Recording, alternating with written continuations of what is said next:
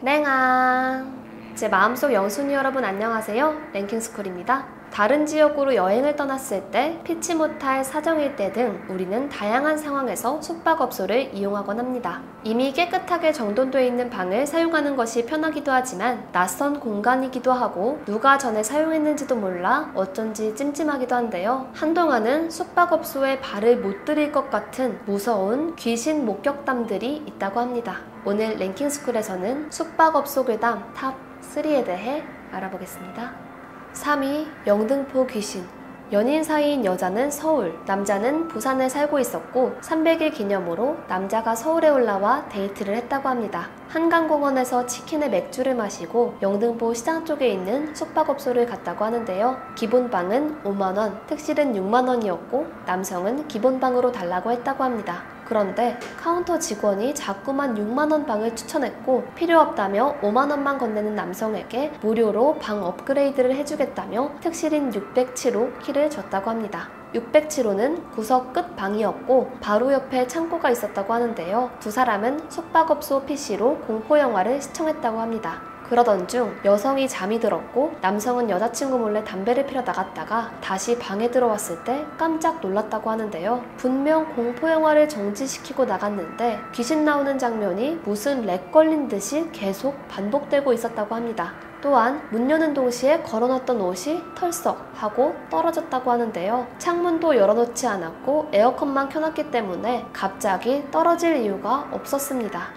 반복되는 공포영화 장면이 무서워 PC를 끄는데 스피커가 켜져 있음에도 소리는 안 나오고 영상만 반복되고 있어 소름이 돋았다고 하는데요. 무서운 감정이 들어 여자친구를 흔들어 깨우자 여자친구가 일어나자마자 여기서 나가자며 급하게 자기 짐을 챙겼다고 합니다. 남성도 뒤따라 옷을 챙겨 함께 엘리베이터를 타고 내려갔다고 하는데요. 방에서 빠져나오는 여성이 너가 나가자마자 이상한 여자가 한 명 들어오는 소리가 나더니 미친 듯이 웃으면서 방을 돌아다니더라. 계속 웃으면서 돌아다니는데 정신이 들지만 몸을 옴짝달싹 할 수가 없었다. 그리고 다시 너가 들어올 때 끼악 하고 비명소리가 들렸는데 그 비명소리가 방 밖으로 나가는 게 아니라 방 구석 모서리에서 들렸다. 그래서 나가자고 한 거다. 아직 안에 있는 것 같다고 했다는데요. 그 말을 듣고 바로 사람 많은 거리로 나와 영등포역 앞에 있는 맥도날드에서 밤을 샜다고 합니다. 이 일화 말고도 유독 영등포 숙박업소에서 귀신을 봤다는 후기가 많은데요. 유영철이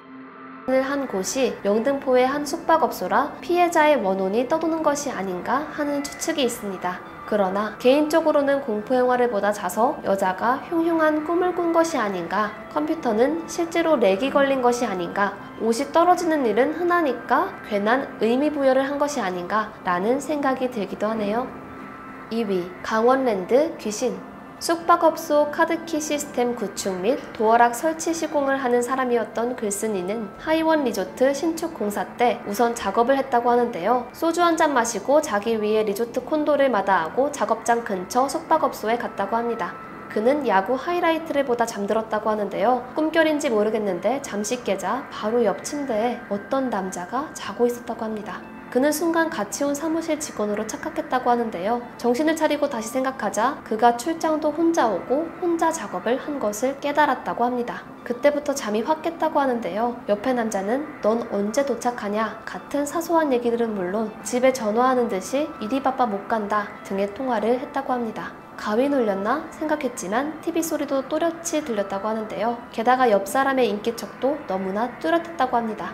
그는 점차 정신을 잃었다고 하는데요. 한참이 지난 것으로 체감됐을 때 얘는 무슨 잠이 이렇게 많지? 일어나봐, 일어나봐 하면서 옆에서 어깨를 툭툭 쳤다고 합니다. 그 주인공인 남선이 눈을 뜨자 한 여자가 나 보여? 혼자 왔어? 라며 말을 걸었다고 하는데요. 여자를 자세히 보자 혀는 가슴까지 내려와 있고 눈은 흰자밖에 안 보였다고 합니다.